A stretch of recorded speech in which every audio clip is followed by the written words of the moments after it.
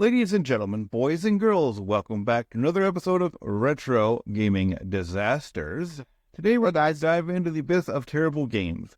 And boy, do we have a doozy of a game for you today. Gather around as we take a look at the absolute train wreck that is Dr. Jekyll and Mr. Hyde for the NES.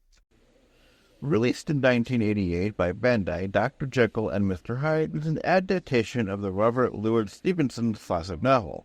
But let me tell you, this game does not do justice to the source material. You take the role of Dr. Jekyll, who must navigate through the streets of London while avoiding obstacles and enemies. Sounds simple enough, right? Well, you're wrong. The plot of the game is simple as it gets. You are Dr. Jekyll, and you are heading out to meet your wife-to-be at the church for your wedding.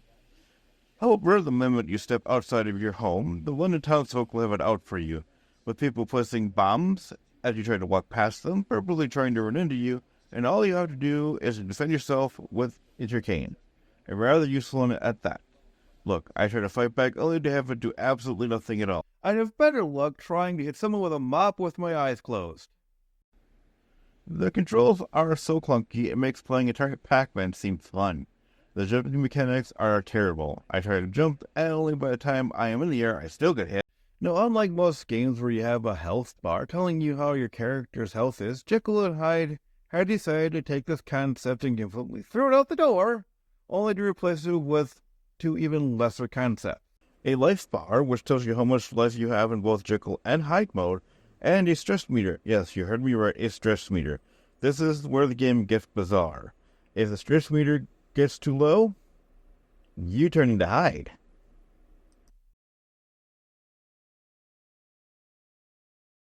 The levels are all just repeating one right after another, all the same, with little to no indication that it's totally a different level at all.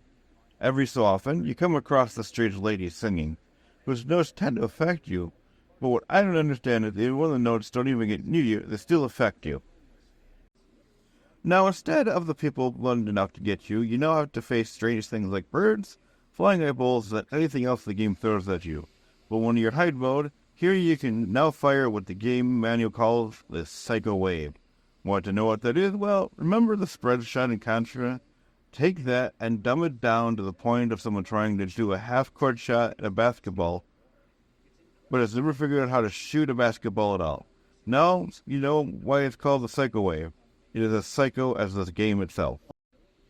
So while you're in Hyde mode, you have to get past the point in the game where your stress meter depleted and turns you into Hyde. In other words, Jekyll has to beat Hyde along the way. If you get past the path where you went from Jekyll to Hyde, well, in Hyde mode, the game decides to strike you down with lightning and then ends the game.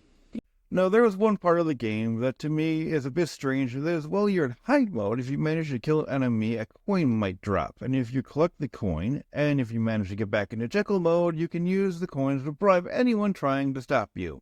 The controls I said before are terrible. So in both modes, the A button jumps. However, the B button on Jekyll mode lets you use the useless cane to do a failed attack.